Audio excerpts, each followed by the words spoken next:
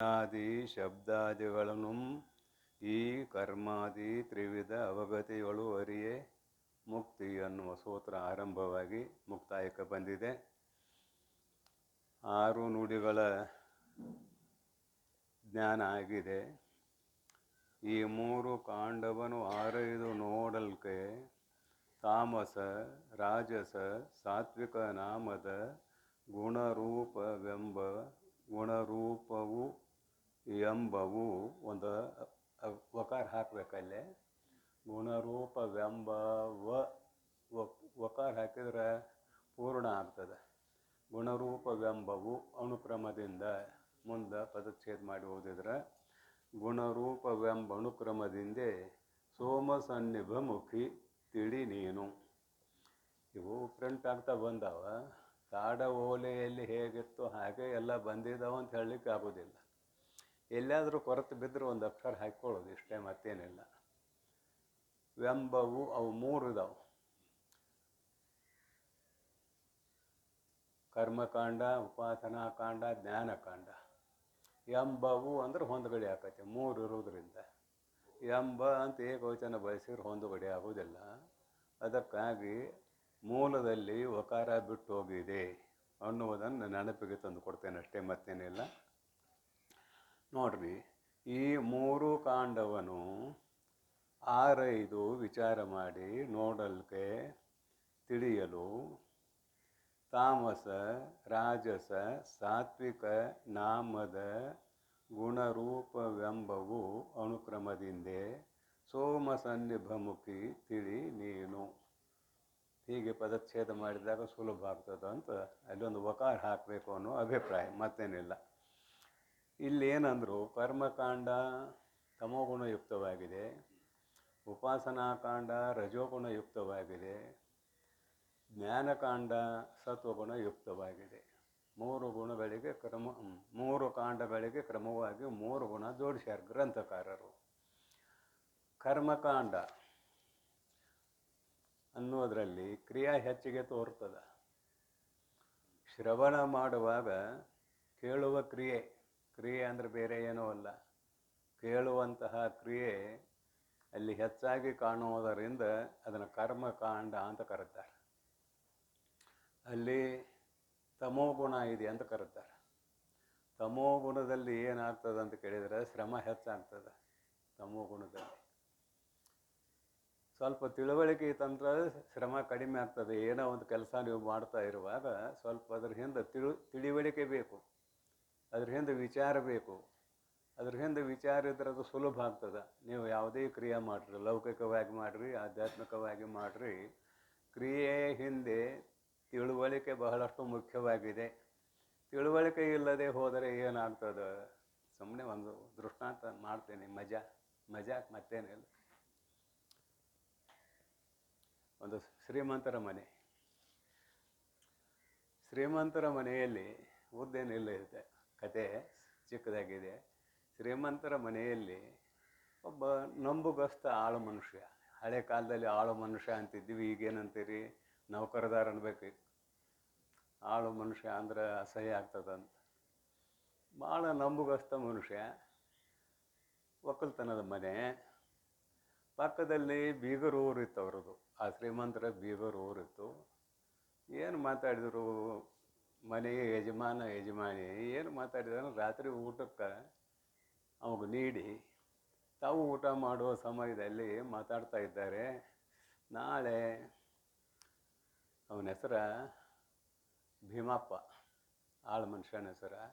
ನಾಳೆ ಭೀಮಪ್ಪನ ಪಕ್ಕದ ಊರ ಹೆಸರ, ಒಂದು ಊರ ಹೆಸರ ಬಟ್ಕೂರ್ಕಿ ಅಂತ. ಇದೊಂದು ಕಡೆ ನಡೆದ ಘಟನೆ ಹೇಳಕತ್ತೇನೆ, ಮತ್ತೇನಿಲ್ಲ. ಬಟ್ಕೂರ್ಕಿ ಕಳಿಸ್ಬೇಕು ಭೀಮಪ್ಪನ ನಾಳೆ ಅಂತ ಗಂಡ ಹೆಂಡತಿ ಮಾತಾಡ್ಯಾರ. ಅದು ಇವನು ಕಿವಿಗೆ ಬಿತ್ತು. ಆಯಿತು, ಹೋದ, ಮಲ್ಕೊಂಡ. ಬೆಳಿಗ್ಗೆ 4 ಗಂಟೆಗೆ ಎದ್ದ, ಬಟ್ಕೂರ್ಕಿಗೆ ಹೋದ, ತಿರುಗಿ ಬಂದ 6 ಗಂಟೆಗೆ. ಬಂದು ನೋಡ್ತಾರೆ ಭೀಮಪ್ಪ ಇದ್ದ. ಭೀಮಪ್ಪ ಬಟ್ಕೂರ್ಕಿಗೆ ಹೋಗ್ಬೇಕಲ್ವ ಅಂದರು. ನಾವು ಹೋಗಿ ಬಂದೇನ್ರಿ ಅಂದ. ಯಾತಕ್ಕೆ ಹೋಗಿ ಬಂದ? ಕಳಿಸ್ಬೇಕು ಅಂದರು. ಹೋದ, ಬಂದ. ಹೋಗಿ ಏನು ಮಾಡಿದ್ವಿ ಅಂದ್ರೆ ಏನಿಲ್ಲರಿ ನೀವು ಮಾತಾಡಕೈತಿದ್ರಿ ಕಳಿಸ್ಬೇಕಂತೇಳಿ ಅದಕ್ಕೆ ಹೋಗಿ ಬನ್ನಿ ಅಂದ. ಬಿಡಿ ಹೋಗಿ ಇಂಥ ವಿಷಯ ಹೇಳೋದತಿ, ಇಂಥ ಪದಾರ್ಥ ತೊಗೊಂಡು ಬರೋದತಿ, ಮತ್ತೆ ಹೋಗಂದ್ರೆ ಏನಂದ್ರು ಇಂಥ ಪದಾರ್ಥ ಅಲ್ಲಿಂದ ತೊಗೊಂಡ್ಬರ್ಬೇಕಂತ ಒಂದು ವಸ್ತುವಿನ ಹೆಸರು ಹೇಳಿ ಮತ್ತೆ ಕಳಿಸಿರಂತ. ತಿಳಿವಳಿಕೆ ಇಲ್ಲದೆ ಮಾಡಿದ್ದರಿಂದ ಒಂದು ಸಲ ಹೋಗಿ ಬರುವಲ್ಲಿ 2 ಸಲ ಹೋಗಿ ಬಂದ. ಗೊತ್ತಾಯ್ತಾ ಉದಾಹರಣೆ?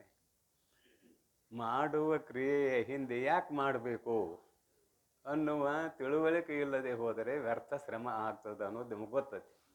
ಅದಕ್ಕೆ ಇಲ್ಲಿ ಶ್ರವಣ ಮಾಡುವಾಗ ಹೊರಗಿಂದ ಎಲ್ಲ ಮರಿಬೇಕು. ಗುರುಗಳ ವಾಕ್ಯವನ್ನು ಏಕಾಗ್ರದಿಂದ ಕೇಳಬೇಕು. ಅದರ ಜೊತೆಗೆ ಅರ್ಥ ಎಷ್ಟಾಗೈತೆ ಅಷ್ಟು ಅರ್ಥ ಮಾಡ್ಕೊಂತ ಹೋಗ್ಬೇಕು. ಎಷ್ಟರ ಸಂಪೂರ್ಣ ಆಗೋದಿಲ್ಲ. ಶ್ರವಣ ಸಮಕಾಲದಲ್ಲಿ ಸಂಪೂರ್ಣ ಅರ್ಥ ಆಗಿದ್ರೆ ಮನನದ ಅವಶ್ಯಕತೆ ಇಲ್ಲ, ನಿಧಿಧ್ಯಾಸನದ ಅವಶ್ಯಕತೆ ಇಲ್ಲ. ಶಾಸ್ತ್ರ ಗೊತ್ತಾಗ್ತದಲ್ಲ. ಶ್ರವಣ ಮಾಡುವಾಗ ಸಂಪೂರ್ಣ ಗುರುಗಳು ಹೇಳಿದ್ದು ಅರ್ಥ ಆದರೆ ಮತ್ತೇನದು ಮನನ ನಿಧಿಧ್ಯಾಸನ ಯಾಕೆ ಮಾಡಬೇಕು? ಮಾಡುವ ಕೆಲಸ ಇಲ್ಲ. ಹಾಗಾದರೆ ಶ್ರವಣ ಮಾಡುವಾಗ ಎಷ್ಟು ಅರ್ಥ ಆಗ್ತದೋ ಆಗ್ತದೆ. ಆಗದೇ ಇದ್ರೆ ಮತ್ತೆ ಶ್ರವಣ ಇದ್ದೇ ಇದೆಯಲ್ಲ, ಕೇಳಿದ್ದೇ ಕೇಳುವುದು, ಹೇಳಿದ್ದೇ ಹೇಳುವುದು ಅಂತ. ಅದಕ್ಕಾಗಿ ಇಲ್ಲಿ ತಮೋಗುಣ ಶ್ರಮ ಹೆಚ್ಚಿರುವುದರಿಂದ ತಮೋಗುಣ ಅಂತ ಮಾಡಿದ್ದಾರೆ ಇಲ್ಲಿ. ಎರಡನೇದಕ್ಕೆ ಅನುಮಾನಕಾಂಡ, ಇದು ಕರ್ಮಕಾಂಡ ಆಯಿತು ಶ್ರವಣ. ಎರಡನೇದು ಮನನ ಅನುಮಾನಕಾಂಡ. ಅದು ಮನನ ಅಂದರೆ ಭೇದ ಬಾಧಕ ಯುಕ್ತ ಅಭೇದ ಸಾಧಕ ಚಿಂತನೆ. ಅಲ್ಲಿ ತಿಳುವಳಿಕೆ ಹೆಚ್ಚಿದೆ. ಚಿಂತನೆ ಮಾಡೋದು ತಿಳುವಳಿಕೆ ಹೆಚ್ಚಿದೆ. ತಿಳುವಳಿಕೆ ಹೆಚ್ಚಿರೋದ್ರಿಂದ ಅಲ್ಲೂ ಕರ್ಮ ಇದೆ, ಅಲ್ಲೂ ಕ್ರಿಯೆ ಇದೆ, ಎರಡೂ ಕೂಡಿದ್ದೇ ಉಪಾಸನಾ ಕಾಂಡ ಅಂತ ಹೇಳ್ಕೊಂಬಂದಾರೆ. ಕರ್ಮ ಮತ್ತು ಜ್ಞಾನಕಾಂಡ ಕೂಡಿದ್ದೇ ಉಪಾಸನಾ ಕಾಂಡ ಅಂತ ಹೇಳ್ಕೊಂಬಂದಾರೆ. ಅದಕ್ಕಾಗಿ ಅದಕ್ಕೆ ರಜೋಗುಣ ಕೊಟ್ಟರು. ರಜೋಗುಣ ಎಲ್ಲಿದೆ ಅಲ್ಲಿ ಕ್ರಿಯಾನೂ ಇದೆ, ತಿಳುವಳಿಕೆಯೂ ಇದೆ. ಕರ್ಮಕಾಂಡದಲ್ಲಿ ಕ್ರಿಯೆ ಅಷ್ಟೇ ಇದೆ, ಹೆಚ್ಚಿಗೆ ತಿಳುವಳಿಕೆ ಇಲ್ಲ, ಕಡಿಮೆ ಇದೆ. ಇಲ್ಲ ಅಂತ ಸಂಪೂರ್ಣ ಇಲ್ಲ ಅಂತ ಹೇಳಕ್ಕೆ ಬರೋದಿಲ್ಲ. ಇನ್ನು ಜ್ಞಾನಕಾಂಡದಲ್ಲಿ ಶ್ರವಣ ಕಾಲದಲ್ಲಿ ಕೇಳಿದ್ದನ್ನು ಮನನ ಮಾಡಿದ, ಮನನ ಮಾಡಿದ್ದನ್ನು ಜ್ಞಾನಕಾಂಡದಲ್ಲಿ ಅರಿತುಕೊಂಡ. ಅಲ್ಲಿ ಕೇವಲ ಸತ್ವಗುಣ ಇದೆ, ಅದು ಬೆಳಕು ಕೊಡುವುದು. ಚಿಂತನೆ ಮಾಡುವಾಗ, ಮನನ ರೂಪ ಚಿಂತನೆ ಮಾಡುವಾಗ ಒಂದು ಯೋಗ್ಯನೂ ಆಗಬಹುದು, ಒಂದು ಅಯೋಗ್ಯನೂ ಆಗಬಹುದು. ಆದರೆ ಅದನ್ನು ಜ್ಞಾನಕ್ಕೆ ಒಪ್ಪಿಸಿದಾಗ ಇದು ಯೋಗ್ಯ, ಇದು ಅಯೋಗ್ಯ ಅಂತ ಮತ್ತಲ್ಲಿ ವಿಚಾರ ಉಂಟಾಗ್ತದೆ. ಈ ರೀತಿಯಾಗಿ ಇಲ್ಲಿ 3 ಗುಣಗಳನ್ನು ಜ್ಞಾನಕಾಂಡಾಂತರ್ಗತ ಕರ್ಮಕಾಂಡಕ್ಕೂ ಉಪಾಸನಾ ಕಾಂಡಕ್ಕೂ ಜ್ಞಾನಕಾಂಡಕ್ಕೂ 3 ಗುಣ ಜೋಡಿಸ್ಯಾರ. ಇವನು ಯಾಕೆ ಜೋಡಿಸಿದ್ರು ಅಂದರೆ ಇಲ್ಲಿ ಅಂತಃಕರಣದ ವೃತ್ತಿ ಕೆಲಸಿದೆ. ನಿರಂತರವಾಗಿ ಅಂತಃಕರಣದ ವೃತ್ತಿ ಕೆಲಸಿದೆ 3 ಕಾಂಡದಲ್ಲಿ.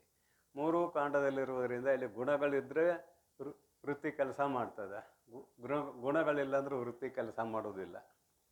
ಉದಾಹರಣೆಗೆ ಸುಮ್ಮನೆ ನಿದ್ರಾವಸ್ಥೆಯಲ್ಲಿ ಗುಣ ಇಲ್ಲ ಅಂತ ಹೇಳೋದಿಲ್ಲ ನಾವು, ತಮೋ ಗುಣ ಇದೆ, ಪರಂತು ಅಲ್ಲಿ ಅಂತಹ ಕೆಲಸ ಏನಿಲ್ಲ. ಮತ್ತು ಅದಕ್ಕೆ ವ್ಯತ್ಯಾಸ ಆಯಿತು. ಇಲ್ಲಿ ಕೇಳುವಾಗ ಹೆಚ್ಚು ಶ್ರಮ ಆಗ್ತದೆ ಅಂದರೆ ನಿದ್ರಾವಸ್ಥೆಯಲ್ಲಿ ತಮೋ ಗುಣ ಇದೆ, ಅಲ್ಲೇನು ಶ್ರಮ ಇದೆ ಅಂತ ಕೇಳಕ್ಕೆ ನಿಮ್ಗೆ ಸ್ಥಳ ಇದೆ, ಇಲ್ಲಿ ಅವಕಾಶ ಇದೆ. ಆದರೆ ವೃತ್ತಿಯೊಡನೆ ಕೂಡಿಕೊಂಡಾಗ ಮಾತನಾಡುವುದು ತಮೋಗುಣ, ರಜೋಗುಣ, ಸತ್ವಗುಣ ಅಂತ ಅರ್ಥ ಮಾಡಬೇಕು. ವೃತ್ತಿಯೊಡನೆ ಕೂಡಿಕೊಂಡಾಗ ನಿದ್ರಾವಸ್ಥೆಯಲ್ಲಿ ತಮೋಗುಣ ಇದೆ, ವೃತ್ತಿ ಇಲ್ಲ. ನಿದ್ರಾವಸ್ಥೆಯಲ್ಲಿ ತಮೋಗುಣ ಇದೆ, ವೃತ್ತಿ ಇಲ್ಲ. ಈ ಇಲ್ಲೇನು ಕರ್ಮಕಾಂಡ, ಉಪಾಸನಾ ಕಾಂಡ, ಜ್ಞಾನಕಾಂಡ ಅಂತ ಹೇಳಕತ್ತಿದ್ದೇವೆ. ಶ್ರವಣ, ಮನನ, ನಿಧಿಧ್ಯಾಸನ ಇಲ್ಲಿ ಅಂತಃಕರಣದ ವೃತ್ತಿ ಇದೆ. ಆದುದರಿಂದ ಇಲ್ಲಿ ಕರ್ಮಕಾಂಡಕ್ಕೆ ಹೇಳಿದಂತಹ ತಮೋ ಗುಣವನ್ನು ನಿದ್ರಾವಸ್ಥೆಯ ತಮೋ ಗುಣಕ್ಕೆ ಹೊಂದಿಸಿ ಪ್ರಶ್ನೆ ಮಾಡುವ ಹಾಗಿಲ್ಲ. ಪ್ರಶ್ನೆ ಮಾಡಿದರೆ ಅಲ್ಲಿ ವೃತ್ತಿ ಇಲ್ಲ. ಅದಕ್ಕೆ ಉತ್ತರ ಏನು? ವೃತ್ತಿ ಇಲ್ಲ. ಇವನ್ನು ಯಾಕೆ ಗುಣಗಳನ್ನು ಹೇಳಿದರು ಅಂತ ಕೇಳಿದರೆ ಸಗುಣ ಯೋಗದಲ್ಲಿ ಬರ್ತದೆ, ನಿರ್ಗುಣ ಯೋಗದಲ್ಲಿ ಬರೋದಿಲ್ಲ. ಇದನ್ನು ಹಿಡಿದುಕೊಂಡು ಈ ಸಗುಣ ಯೋಗ ನಿರ್ಗುಣ ಯೋಗಕ್ಕೆ ಬೀಜ ಅಂದರೆ ಕಾರಣ. ಅದಕ್ಕಾಗಿ ಇದು ಸಗುಣ ಯೋಗ ಅನ್ನುವುದನ್ನು ವ್ಯಾಖ್ಯಾನ ಮಾಡಿದ್ದಾರೆ ಗ್ರಂಥಕಾರರು. ಮುಂದೆ ನುಡಿ ನೋಡ್ರಿ. ಗುಣಮೂಲವಾದ ಸಗುಣ ಯೋಗವಿಡಿದು ನಿರ್ಗುಣವೆನಿಪ ಅಂತರಯೋಗವ ಅನಿಯರದಿಂದೆ ತಿಳಿದು ನೀರೇ ಕೇಳು ನಿರ್ಗುಣಯೋಗಿ ಎನಿಸುವ ಆತನೇ ಸುಖಿ. ಇಲ್ಲಿ ಶ್ರವಣ ಮನನ ನಿಧಿಧ್ಯಾಸನ ಬೇಕೇ ಬೇಕು. ಇವನು ಬಿಟ್ಟ ನಿರ್ಗುಣ ಯೋಗಿ ಆಗಲಿಕ್ಕೆ ಬರೋದಿಲ್ಲ ಒಮ್ಮೆಗೆ. ಅದಕ್ಕಾಗಿ ಇದು ಸಗುಣ ಯೋಗ ಇಲ್ಲಿವರೆಗೆ ಹೇಳಿದ್ದು. ನಿರ್ಗುಣ ಯೋಗಕ್ಕೆ ಇದು ಬೀಜ ಅಂತ ಈ ನುಡಿಯಲ್ಲಿ ಹೇಳ್ತಾರೆ. ನೋಡ್ರಿ ಏನಂತಾರೆ. ಗುಣಮೂಲವಾದ ಸತ್ವಗುಣ ರಜೋಗುಣ ತಮೋಗುಣ ಗುಣಮೂಲವಾದ ಸಗುಣ ಯೋಗವಿಡಿದು, ಈ ಸಗುಣ ಯೋಗವನ್ನು ಹಿಡಿದುಕೊಂಡು ಅನುಷ್ಠಾನದಲ್ಲಿ ಇಟ್ಟುಕೊಂಡು ನಿರ್ಗುಣವೆನಿಪ ಅಖಂಡ ಚೈತನ್ಯ, ಅದು ಗುಣರಹಿತವಾದದ್ದು. ನಿರ್ಗುಣ ಯೋಗದಲ್ಲಿ ಅದನ್ನು ಹೇಳ್ತಾರೆ. ಕೇವಲ ಅಖಂಡ ಚೈತನ್ಯದ ಬಗ್ಗೆ ಹೆಚ್ಚಿಗೆ ಅಲ್ಲಿ ಹೇಳುವಿಕೆ ಇದೆ. ನಿರ್ಗುಣ ಯೋಗವೇನಿಪ ಅಂತರಯೋಗವ, ಇದಕ್ಕೇನಂದರು ಮತ್ತು ಅಂತರಯೋಗ ಅಂದರು. ಶ್ರವಣ ಮನನ ನಿಧಿಧ್ಯಾಸನ ಮಾಡುವಲ್ಲಿ ವೃತ್ತಿ ಸಂಪೂರ್ಣವಾಗಿ ಅಂತರ ಆಗಿದೆಯೇನೋ? ಆಗಿಲ್ಲ. ಯಾಕ? ಗುರುಗಳ ವಚನ ಕೇಳಬೇಕಾದ್ರೆ ಹೊರಗಿದೆ. ಮನನ ಮಾಡಬೇಕಾದ್ರೆ ಭೇದ ಬಾಧಕ ಅಭೇದ ಸಾಧಕ ಯುಕ್ತಿ ತೊಗೊಂಬರ್ಬೇಕು. ಅದರ ಜೊತೆಗೆ ವಿಚಾರ ಜ್ಞಾನಕಾಂಡ, ಇಲ್ಲಿ ಅಂತರ ಬರೋದಿಲ್ಲ, ಹೊರಗೆ ಇದೆ ಇದು. ಅದಕ್ಕೆ ಸಗುಣ ಯೋಗ ಅಂತ ಕರೆದ್ರು. ಈಗ ಅಂತರ ಅಂತ ಬರೀತಾರೆ ನಿರ್ಗುಣ ಯೋಗಕ್ಕೆ. ಅಲ್ಲಿ ಕೇವಲ ಆತ್ಮಾಕಾರ ವೃತ್ತಿ ಕಡೆ ಹೋಗೋದು, ಮತ್ತೇನಿಲ್ಲ. ಇಲ್ಲಿ ನಿರ್ಗುಣ ರೂಪವಾದ ಆತ್ಮಾಕಾರ ವೃತ್ತಿಯನ್ನೇ ಅಳವಡಿಸಿಕೊಳ್ಳುತ್ತಿದೆ. ಅದು ಅಂತರ ಇದೆ, ಹೊರಗಿಲ್ಲ. ನಿರ್ಗುಣ ಹೊರಗಿಲ್ಲ. ಹೊರಗೆ ಬಂತಂದ್ರೆ ಸಗುಣ ಆಕತಿ. ಅದೇ ನಿರ್ಗುಣವೇ ಹೊರಗೆ ಬಂದ್ರೆ ಸಗುಣ ಆಕತಿ. ಅಖಂಡ ಚೈತನ್ಯ ಒಳಗೆ ಹೊರಗೆ ಅಡ್ಡಾಡ್ತೇನ್ರಿ ಅಂದಿಗಿಂದೇರಿ? ಅಡ್ಡಾಡೋದಲ್ಲ. ಅದು ಉಪಾಧಿಗೆ ಅಧೀನವಾಗಿ ಹೊರಗೆ ಬಂದರೆ ಸಗುಣವಾಗುತ್ತದೆ, ಒಳಗೆ ಇದ್ದರೆ ನಿರ್ಗುಣವಾಗುತ್ತದೆ. ತಿಳಿಸುವುದಕ್ಕಾಗಿ ಶಬ್ದಗಳನ್ನು ಉಪಯೋಗ ಮಾಡಬೇಕು. ಇವರು ಉಪಯೋಗ ಮಾಡದೆ ಹೋದರೆ ತಿಳಿಯಕ್ಕೆ ಬರೋದಿಲ್ಲ ಕೇಳೋವರಿಗೆ. ಅದಕ್ಕಾಗಿ ಹೊರಗೆ ಬಂತು ಸಗುಣ ಆಕತಿ, ಒಳಗಿತ್ತು ನಿರ್ಗುಣ ಆಕತಿ. ಅಂದ್ರೆ ಅಖಂಡ ಚೈತನ್ಯ ಅಲಗಾಡ್ತದೆ ಅನ್ನಂಗೆ ಆಯ್ತಲ್ರಿ ಅಂತ ಯಾರ ಕೇಳಿಗಿರಿ? ಅಲಗಾಡೋದಲ್ಲ, ಅದು ಅಚಲ. ಅಲಗಾಡೋದಲ್ಲ, ಅದು ಅಚಲ, ಕೂಟಸ್ಥ ಬರೀತಾರೆ ತಿಳಿಸುವುದಕ್ಕಾಗಿ ಅನೇಕ ಶಬ್ದಗಳನ್ನು.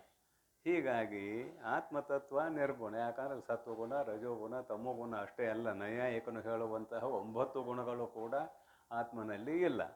ಆ ಆತ್ಮನನ್ನು, ನಿರ್ಗುಣಾಕಾರವಾದ ಆತ್ಮನನ್ನು ಹುಡುಕಬೇಕಾದ್ರೆ ನೀ ಒಳಗೆ ಹೋಗು, ಅಂತರ್ಮುಖ. ಹೊರಗೆ ಹೋದ್ರೆ ಎಂದೂ ಸಿಗುವುದಿಲ್ಲ. ಅಂತರ್ಮುಖ ಆಗು ಅನ್ನುವುದು ಇದರ ಮುಖ್ಯವಾದ ಅಭಿಪ್ರಾಯ. ಅದಕ್ಕೆ ಅಂತರಯೋಗ ಅಂತ ಬರೋದ್ರಿ ಇಲ್ಲಿ. ಅಂತರಯೋಗವನ್ನು ಅಣಿಯರದಿಂದೆ, ನಮ್ಮ ಕನ್ನಡ ಭಾಷೆ ನಮಗೆ ಅಷ್ಟು ಗೊತ್ತಿದೆ, ಒಂದು 20-30% ಗೊತ್ತಿದೆ. 60-70% ಡಿಕ್ಷನರಿ ಆಗದಾವೆ. ಇಲ್ಲಿ ಅಣಿಯರದಿಂದೆ ಅಂತ ಬರೋದ್ರು. ವ್ಯವಹಾರದಲ್ಲಿ ಈ ಶಬ್ದ ಬಳಸ್ತೇವೆ ನಾವು. ಅಣಿಯರದಿಂದೆ ಅಂತ ಒಂದು ಶಬ್ದ ಹಾಕ್ಯಾರ ನಿಜಗುಂಡ್ರು. ಅತಿಶಯದಿಂದೆ, ಅಣಿಯರದಿಂದೆ ಅತಿಶಯದಿಂದೆ. ಇದಕ್ಕೆ ಬಹಳ ಅಂತ ಅರ್ಥ ಬರ್ತಾರೆ, ಅತಿಶಯ ಅಂತ ಅರ್ಥ ಬರ್ತಾರೆ, ಶ್ರೇಷ್ಠತೆ ಅಂತ ಅರ್ಥ ಬರ್ತಾರೆ. ಯಾವುದಕ್ಕೆ? ಅಣಿಯರ ಶಬ್ದಕ್ಕೆ. ಬಳಕೆಯಲ್ಲಿಲ್ಲ, ಆದ್ರೆ ಗ್ರಂಥದಲ್ಲಿ ಇದೆ. ಇಂಥವು ಎಷ್ಟೋ ಶಬ್ದ ನಮಗೆ ಪರಿಚಯ ಇರೋದು ಬಹಳಷ್ಟು, ಆದರೆ 30% ಅಷ್ಟೇ ಪರಿಚಯ ಇದೆ. ಇನ್ನು 70% ಪುಸ್ತಕದಲ್ಲೇ ಉಳಿದಿದೆ. ಬಳಕೆಯಲ್ಲಿ 30% ಮಾತ್ರ ಬಂದಿದೆ. ಅದಕ್ಕಾಗಿ ಇಲ್ಲಿ ಅಣಿಯರದಿಂದೆ, ಅತಿಶಯದಿಂದೆ, ಅತ್ಯಾಸಕ್ತಿಯಿಂದೆ. ಇದನ್ನು ಉದಾಸೀನ ಭಾವದಿಂದ ಅಲ್ಲ, ಒಳಗೆ ಕಳಿಸೋದು ದೊಡ್ಡ ಸುಲಭ ಇಲ್ಲ. ಅಂತಃಕರಣ ವೃತ್ತಿಯನ್ನು ಒಳಗೆ ಕಳಿಸುವುದು ಅಷ್ಟು ಸುಲಭ ಇಲ್ಲ, ಹೊರಗೆ ಹೋಗೋದು ಸುಲಭ ಇದೆ. ಹೊರಗೆ ಹೋಗೋದು ಯಾಕಪ್ಪ ಅಂದ್ರೆ ನದಿಯಾಗ ನೀರು ಕೆಳಮುಖವಾಗಿ ಹರಿದಂಗೆ. ನದಿಯಲ್ಲಿ ನೀರು ಕೆಳಮುಖವಾಗಿ ಹರಿತದೆ, ಅದಕ್ಕೇನು ಕಷ್ಟಪಡಬೇಕಾಗಿಲ್ಲ. ಅದರ ಮೇಲ್ಮುಖ ಮಾಡಿ ತಿರುಗಿಸ್ಬೇಕಂದ್ರೆ ಅದಕ್ಕೆ ಆನೆ ಕಟ್ಬೇಕು. ಸ್ವಲ್ಪ ಹೊತ್ತರ ಮೇಲ್ಮುಖ ಆಗ್ತದೆ. ಇದು ನೀರಿನ ವಿಷಯಿಕವಾಗಿ. ಇನ್ನು ನದಿಯಲ್ಲಿ ನೀರಿನ ಹರಿ ಹೇಗಿದೆ ಹಾಗೆ ಈಜೋದು ಸುಲಭ. ಅದಕ್ಕೆ ಎದುರ್ಮುಖವಾಗಿ ಈಜೋದು, ಮೀನು ಒಂದು ಈಜ್ತತಿ ಎದುರ್ಮುಖವಾಗಿ, ಮೊಸಳು ಈಜ್ತತಿ. ಆ ನೀರಾಗಿರೋ ಪ್ರಾಣಿ ಈಜುತ್ತಾವೆ. ಒಬ್ಬ ಮನುಷ್ಯನ ಬಿಡೋನು ಅದ್ರಾಗ ಈಜು ಬಲ್ಲ ಅವನ್ನ. ಮತ್ತು ಈಜು ಗೊತ್ತಿಲ್ಲದ ಅವ್ನು ಬಿಟ್ರೆ ಮತ್ತು ಸತ್ತು ಹೊಕ್ಕಾನು. ಕೆಳಮುಖವಾಗಿ ಅವು ಈಜೋದಾದ್ರೂ ಸುಲಭ ಐತಿ, ಅವನ್ನ ಎದುರ್ಮುಖವಾಗಿ ಈಜಾಕತ್ರಿ ಕಷ್ಟ ಐತಿ.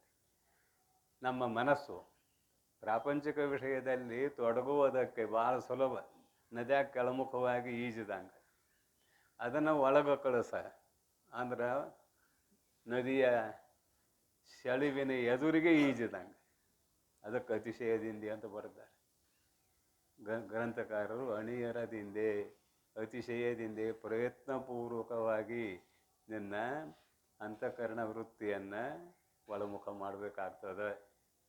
ಏನು ತುಂಬ್ಯಾರ ನೋಡ್ರಿ ಅದ್ರಾಗ. ಅಣಿಯರದಿಂದೆ ಶಬ್ದ ಎಲ್ಲಿದ್ದು ಹಿಡ್ಕೊಂಬಂದಾರೆ ಏನೋ. ಪ್ರಾಸನೂ ಬೇಕಾಗಿದೆ ಮತ್ತು ಅಲ್ಲಿ ಶಬ್ದಕ್ಕೆ ಅರ್ಥನೂ ಬೇಕಾಗಿದೆ. ಅಣಿಯರದಿಂದೆ ತಿಳಿದು, ಅತಿಶಯದಿಂದ ತಿಳಿದು.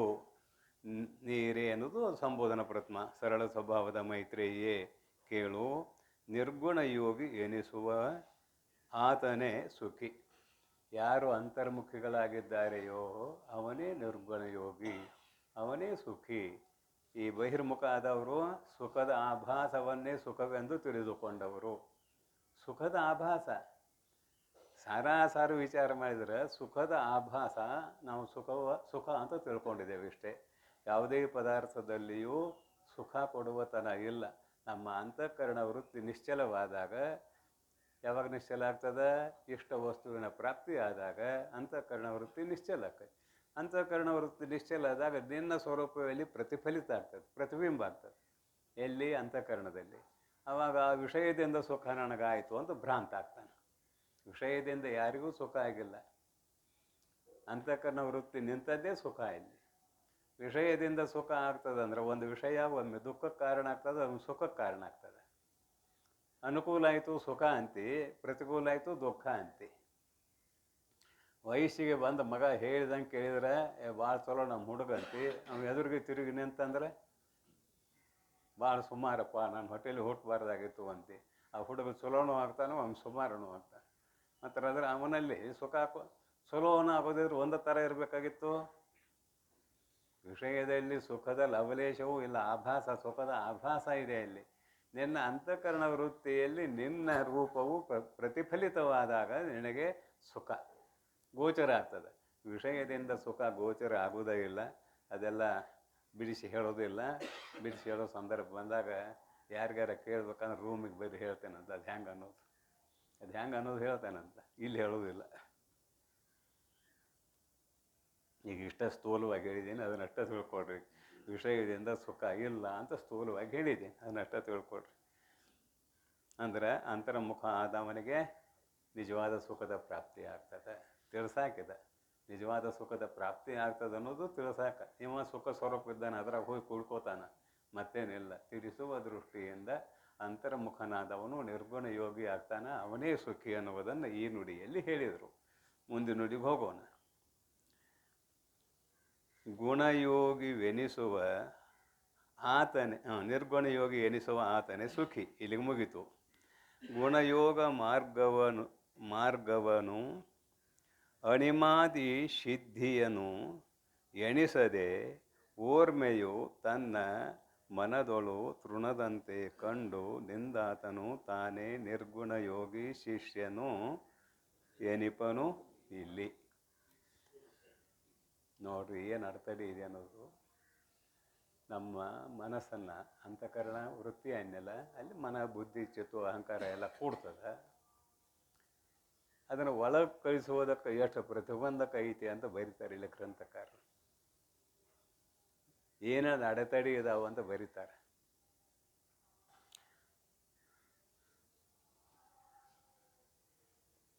ನೂರು ಅಶ್ವಮೇಧ ಯಾಗ ಮಾಡುವವನಿಗೆ ಇಂದ್ರ ಪದವಿ ಪ್ರಾಪ್ತ ಆಗ್ತದೆ.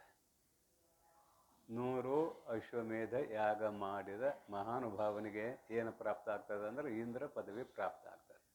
ಒಂದಿಟ್ಟು ಹೊರಗೆ ಅಂತ ಹೇಳೋಣ ಎರಡು ಮಾತು. ಆ 100 ಅಶ್ವಮೇಧ ಯಜ್ಞಗಳನ್ನು ಮುಗಿಸಲಿಕ್ಕೆ ಅವಕಾಶ ಕೊಡಬಾರದು ಅಂತ ತಿಳ್ಕೊಂಡು ಇಂದ್ರನ ಬಂದಲ್ಲಿ ಪ್ರತಿಬಂಧಕ ಮಾಡ್ತಾನೆ. ಉದಾಹರಣೆಗೆ ಸಗರ ಚಕ್ರವರ್ತಿ, ರಾಮಾಯಣದಲ್ಲಿ ಸಗರ ಚಕ್ರವರ್ತಿ, ಅವನಿಗೆ ಎಷ್ಟು ಮಕ್ಕಳಿದ್ರು ಅಂದ್ರೆ 2 ಹೆಂಡರು. ಭಾಳ ದಿನ ಮಕ್ಕಳಾಗಿರಲಿಲ್ಲ. ಪರಮಾತ್ಮನನ್ನು ಕುರಿತು ತಪಸ್ಸು ಮಾಡಿದ. ಪರಮಾತ್ಮ ಪ್ರತ್ಯಕ್ಷ ಆದ. ಯಾಕೆ ತಪಸ್ಸು ಮಾಡಿದೆ ಅಂದ, ನನಗೆ ಮಕ್ಕಳಾಗಲಿಲ್ಲ, ಪುತ್ರ ಸಂತಾನ ಬೇಕು ಅಂದ. ಒಬ್ಬಾಕಿ ಹೊಟ್ಟಿಲಿ 60,000 ಮಕ್ಕಳು ಹುಟ್ಟಿದವು ಅಂತ. ಏನು ಒಬ್ಬಾಕಿ ಹೊಟ್ಟಿಲೆ ಒಂದೇ ಮಗ ಹುಟ್ಟಿತು.